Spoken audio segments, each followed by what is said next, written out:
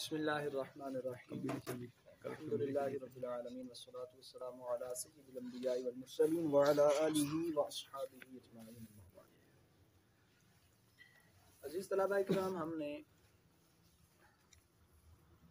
سراجی کے پہلے سبق میں علم الفرائض کی تعریف، موضوع، غرض و غایت، وجہ تسمیہ، فضیلت، فرائض کی تعریف، اس کو نصف علم کہنے کی وجہ، اور ترکہ کی تعریف، اور ترکہ کے ساتھ کتنے حقوق متعلق ہوتے ہیں، ان کے بارے میں تفصیلی گفتگو. آج کے سبق میں ہم یہ پڑھیں گے کہ میت کو کفن دفن دینے کے بعد، قرض کی ادائیگی کے بعد، وصیتیں پورا کرنے کے بعد جو مال باقی بچ جائے وہ ورثہ کے درمیان تقسیم کیا جاتا ہے. تو وہ کون کون سے وارث ہیں جو اس طریقہ کے اہل ہوتے ہیں، مستحق ہوتے ہیں.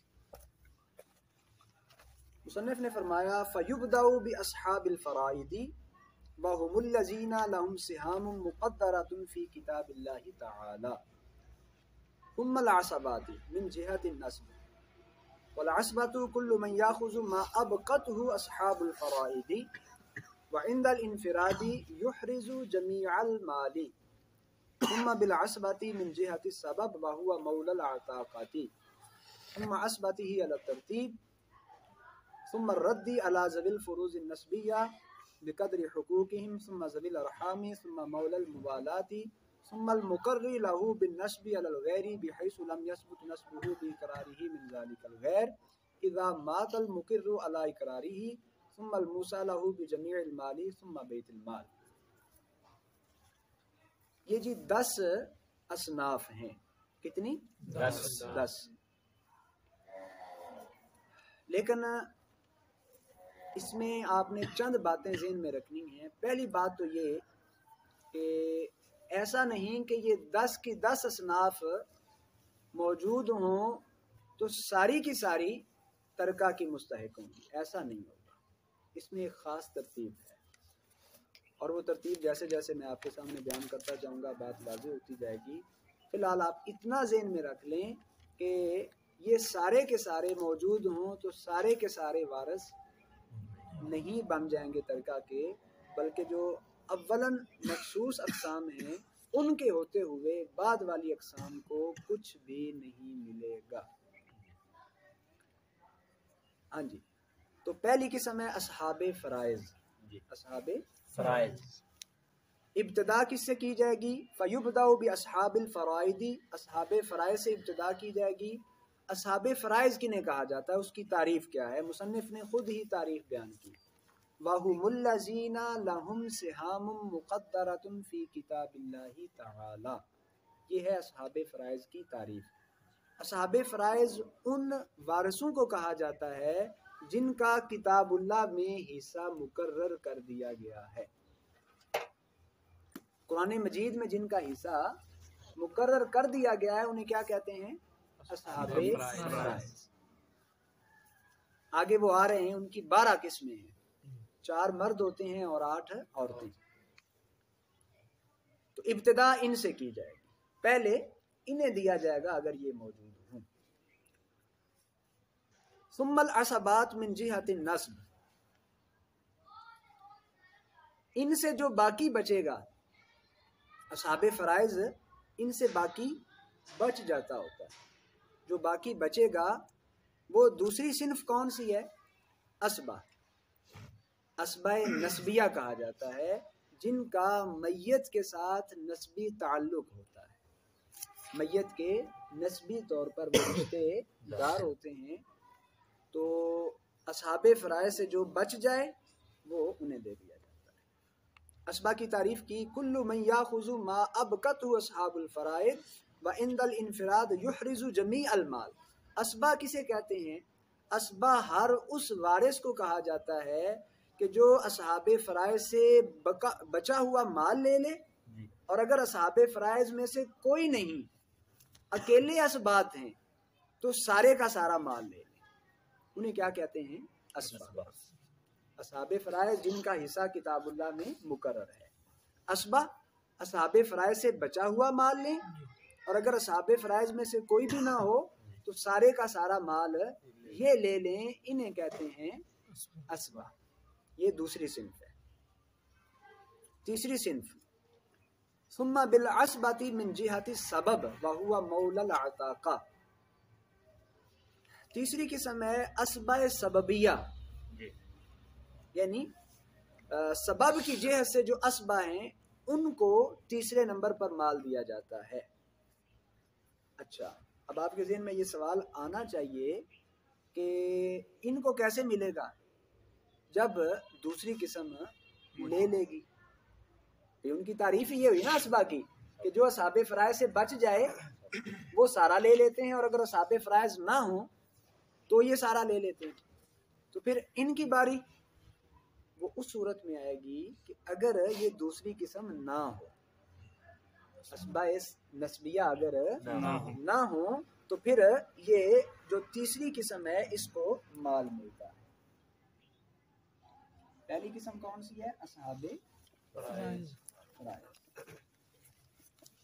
دوسری قسم اسبا نسبیہ۔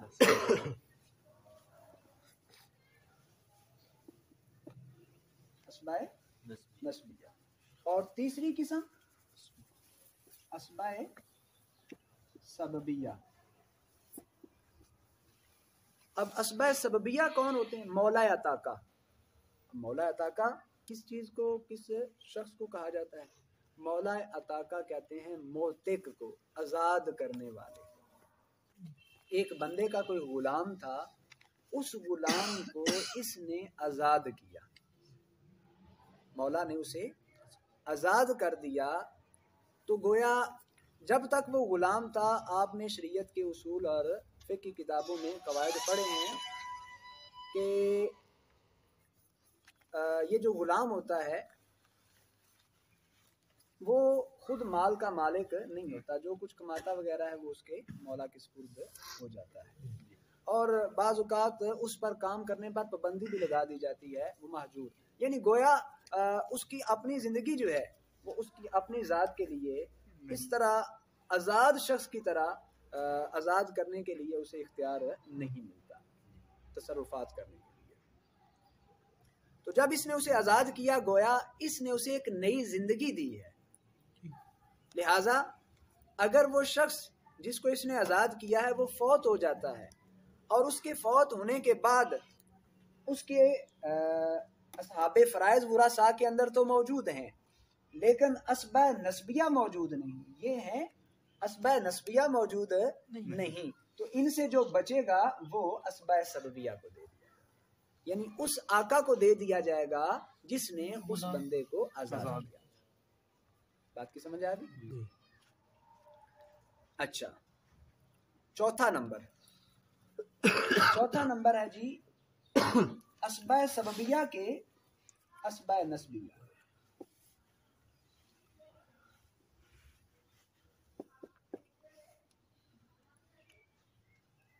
یہ چوتھا نمبر ان کا، اس کا مطلب یہ ہے ثم اثبتہ علی الترتیب، جو بندہ فوت ہوا اس کے ورثاء کے اندر اصحاب فرائض تو موجود تھے، اسبا نسبیہ نہیں تھے اور اسبا سببیہ بھی نہیں۔ اسبا سببیہ کا مطلب ابھی بتا دیا، جس آقا نے اسے آزاد کیا تھا، لیکن اس آقا کے جو اسبا نسبیہ ہیں وہ موجود ہیں۔ اب کیا ہوگا؟ ان سے جو بچے گا یہ تو خود فوت ہو چکا ہے، یہ خود موجود نہیں ہے، اب کیا ہوگا؟ جو کچھ ان سے بچے گا وہ ان کو دے دیا۔ یہ کراس کا مطلب یہ ہے کہ یہ بھی نہ ہو یہ بھی نہ ہو تو پھر ان سے بچا ہوا ان کو ملے گا، اگر یہ ہیں تو پھر نیچے والوں کو کچھ نہیں ملے گا۔ یہ بات ساتھ ساتھ ذہن میں رکھتے جائیں۔ اچھا جی، پانچواں نمبر ثم الرد علی ذوی الفروض النسبیۃ بقدر حقوقہم۔ پانچویں صورت ہے رد۔ کیا ہے؟ رد۔ رد کا مطلب یہ ہے، فرض کریں اصحاب فرائض کو حصہ دیا، بعد میں نظر دوڑائی، نہ اسباء نسبیہ نظر آئے، اس کے اسباء نسبیہ میں سے کوئی نہیں میت کے، اسباء سببیہ میں سے بھی کوئی نہیں، اور اسباء سببیہ کے اسباء نسبیہ میں سے بھی کوئی نہیں۔ اب مال تو باقی بچ گیا ہے، ان سے تو بچا ہوا ہے، تو جو بچا ہوا ہے اس کا اب کیا کریں گے؟ وہ اس طرح کریں گے کہ جتنا جتنا ہر وارث کو پہلے ملا ہے نا، اتنا اتنا اسے اور دے، ان کو واپس کر، جو بچا ہوا ہے ان کے حصوں کے مطابق ان میں تقسیم کر دیں۔ فرض کریں 4 وارث تھے، ہر ایک کے حصے میں 10-10 ہزار آیا تھا، اور ٹوٹل بچے ہوئے پیسے تھے 80,000، یعنی ورثاء جن کا اپنا حصہ ہے وہ ٹوٹل بنا 40,000، اور ان سے باقی جو بچ گیا تھا وہ تھا 80,000، جو اسبا میں تقسیم ہونا تھا، لیکن یہ بھی نہیں، یہ بھی نہیں، یہ بھی نہیں، تو اب وہ 80,000 کیا کیا جائے گا؟ وہ جو 4 وارث تھے ہر ایک کو 20-20 ہزار اور دے دیا، اور بات یہاں پہ ختم ہو جائے گی۔ ٹھیک، یہ ہے 5ویں تقسیم کی صنف، اس کو کہتے ہیں جن کے فرضی حصے ہیں ان کے حقوق کے مطابق ان پر بقیہ مال کو رد کر دیا جائے گا۔ چھٹی صورت، چھٹی صنف تقسیم کی یہ ہوگی ذوی الارحام۔ جی ذوی الارحام، اچھا ایک صنف ہے جی ذوی الارحام۔ ذوی الارحام کنہیں کہتے ہیں؟ ذوی الارحام یہ بھی دراصل میت کے رشتہ دار ہی ہوتے ہیں، لیکن نہ تو یہ اصحاب فرائض میں سے ہوتے ہیں، نہ اسباء نسبیہ میں سے ہوتے ہیں۔ اسباء سببیہ تو پہلے رشتہ دار نہیں ہیں، ٹھیک ہے؟ یہ جو ذوی الارحام ہیں یہ میت کے رشتہ دار ہیں، ان کے ساتھ قرابت کا تعلق ہے، لیکن یہ نہ تو اصحاب فرائض میں سے ہوتے ہیں اور نہ اسباء نسبیہ میں سے ہوتے ہیں، تو ان کا یہ چھٹے نمبر پر آتے ہیں۔ چھٹے نمبر پر آنے کا مطلب یہ ہے، فرض کریں نہ تو اصحاب فرائض تھے، نہ اسباء نسبیہ، نہ اسباء سببیہ، نہ اسباء سببیہ کے اسباء نسبیہ، اور رد والی صورت تب بننی تھی جب اصحاب فرائض میں سے کوئی ایک موجود ہوتا، تو جب یہ تھے ہی نہیں تو یہ صورت بھی نہیں بنی۔ اب جب یہ نہیں بنی تو ڈائریکٹ مال تقسیم کرنے کی باری کدھر آ گئی؟ ذوی الارحام پر۔ جب ذوی الارحام پر آئے گی تو مال اب کیا کیا جائے گا؟ ان میں تقسیم کر دیا جائے گا۔ جی بات سمجھ گئے؟ یہ ہے جی چھٹی صنف۔ وعلیکم السلام۔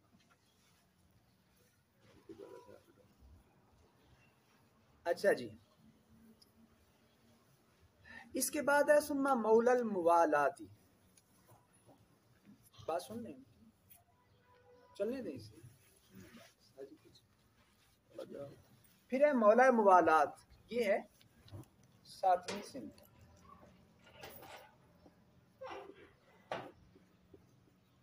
مولا موالات، اب یاد رکھیں یہاں سے نیچے والوں میں سے ہر ایک کو تب ملے گا کہ ادھر سے اوپر والے نہ ہوں، ہر بعد والے کو تب ملنا ہے جب اس سے اوپر والے نہ ہوں۔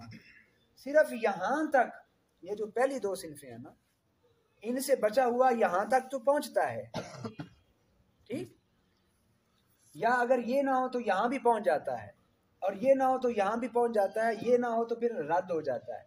لیکن ان کو کب ملے گا؟ جب اوپر والی پہلی 5 صنفیں نہ ہوں۔ چھٹی کو تب ملے گا، اور 7ویں کو کب ملے گا؟ جب 6 نہ ہوں، اور 8ویں کو کب ملے گا؟ جب 7 ہی نہ ہوں، اور 9ویں کو تب ملے گا جب 8 نہ ہوں، اور 10ویں میں تب جائے گا جب 9 نہ ہوں۔ یہ آپ نے ذہن نشین کر یہاں تک سلسلہ چلتا رہتا ہے پراپر، لیکن اس سے نیچے تب آئے گا جب اوپر والا کوئی بھی نہ ہو۔ تو ذوی الارحام بھی نہ ہو، پھر ملے گا جی مولا موالات۔ مولا موالات کیا ہوتا ہے؟ مولا موالات یہ ہوتا ہے ایک بندے نے دوسرے بندے سے یہ کہا،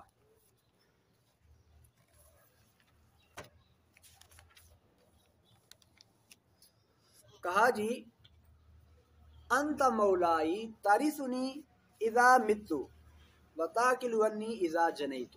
وقال الآخر قبلت، ایک بندے نے دوسرے سے کہا تم میرے مولا ہو، اگر میں مر جاؤں تو تم میرے وارث، اور اگر مجھ سے کوئی جرم ہو جائے تو تم نے اس جرم کی دیت دینی ہے۔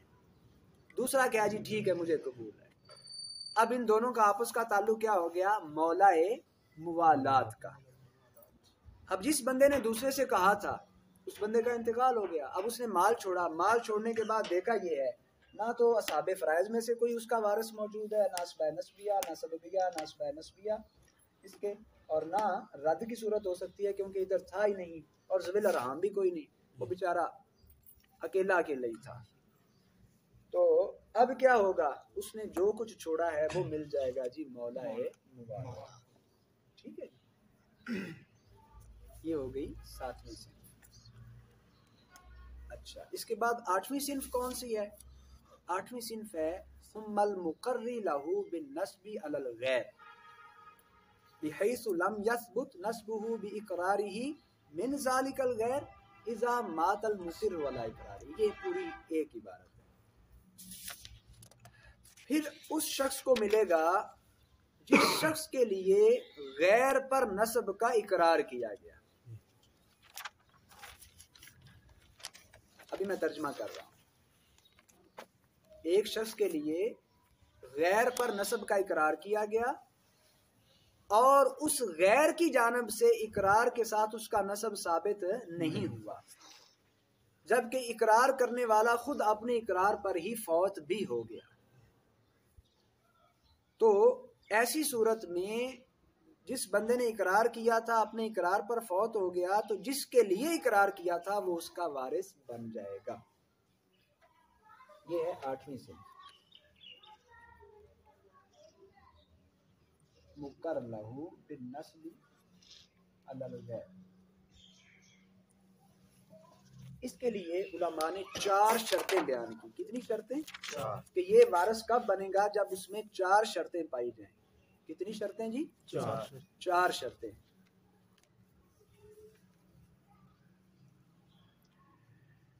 پہلی شرط یہ ہے کہ جب مقر، اچھا پہلے یہ اصطلاح سمجھ لیں، مقر کہتے ہیں اقرار کرنے والے کو، اور مقر لہو اس شخص کو کہا جاتا ہے جس کے لیے اقرار کیا گیا ہو۔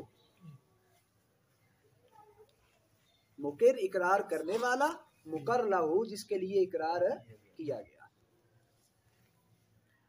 اچھا، جس نے اقرار کیا تھا اس کا اقرار غیر پر نسب کو ضمن میں لیے ہوئے تھا۔ مثلا ایک شخص نے دوسرے شخص کے بارے میں کہا یہ میرا بھائی ہے۔ کیا کہا؟ یہ میرا بھائی ہے۔ زید نے عمر کے بارے میں کہا کہ عمر میرا بھائی ہے۔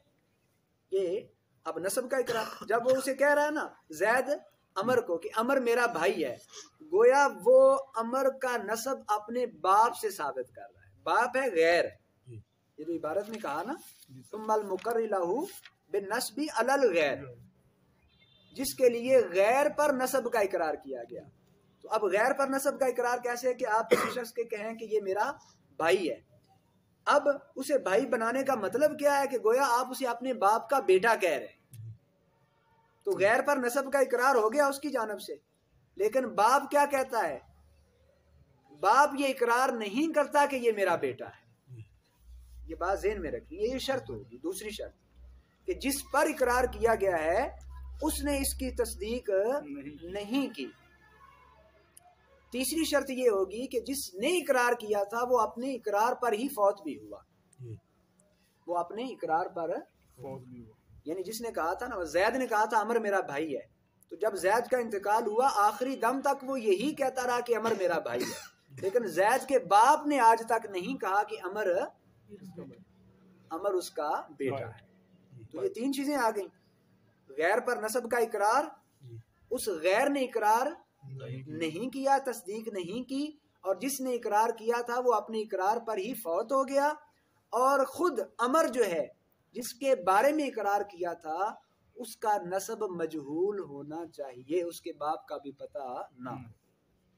یہ بھی شرط ہوگی چوتھی، وہ مجہول النسب۔ اگر وہ معروف النسب ہے، پتہ ہے کہ عمر کا باپ تو فلاں ہے، تو پھر وہ اس کیٹاگری میں نہیں آئے گا.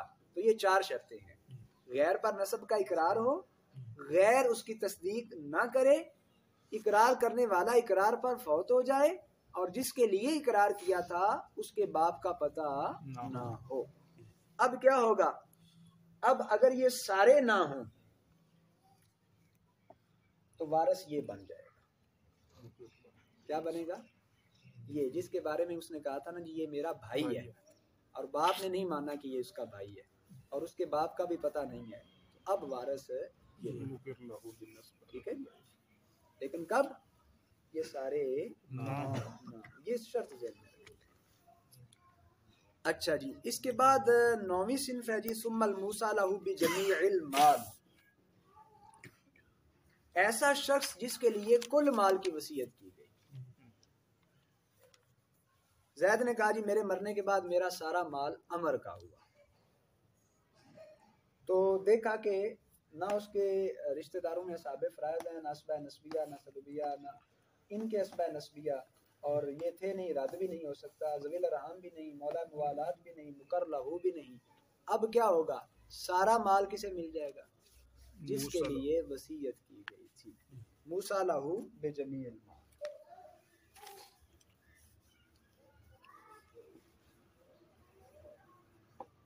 ٹھیک ہو گیا.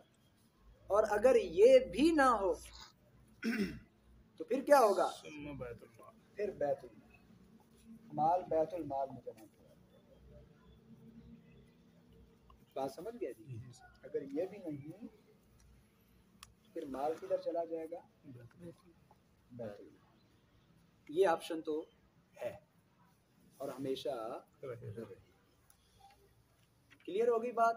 خلاصہ میں پھر بتا دیتا ہوں کہ میت کے ترکہ کے ساتھ 4 حق متعلق ہوتے ہیں. پہلا کفن دفن، اس کے بعد قرض کی ادائیگی، پھر اس نے جو وصیت کی ہے تیسرے حصے میں سے وصیت، اور جو باقی بچ جائے وہ ورثاء میں تقسیم ہوگا. اور ان کی اصناف کتنی ہیں؟ 10. پہلے اصحاب فرائض جن کے حصے کتاب اللہ میں مقرر ہیں، ان سے جو بچ جائے گا وہ مل جائے گا اسباء نسبیہ. اور اگر یہ نہ ہو تو سارا مال اسباء نسبیہ، اور اگر اسباء نسبیہ نہ ہو تو پھر اسباء سببیہ، اور یہ بھی نہ ہو تو پھر ان کے اسباء، اور یہ بھی نہ ہو اور یہ تھے تو پھر جو بچے گا وہ واپس ان کو دے دیا جائے گا. اور اگر یہ تھے ہی نہیں تو یہ صورت نہیں ہوگی. اب مال ذویل ارحام، یہ بھی نہیں تو پھر مولا موالات، یہ بھی نہیں تو پھر مقر لہو، یہ بھی نہیں تو موصى لہو، اور یہ بھی نہیں تو پھر بیت المال. انشاءاللہ العزیز جو وراثت کے موانع ہیں ان کو ہم اگلے سبق میں پڑھیں گے. اللہ رب العزت کی بارگاہ میں دعا ہے اللہ تعالی ہمیں علم وراثت سمجھنے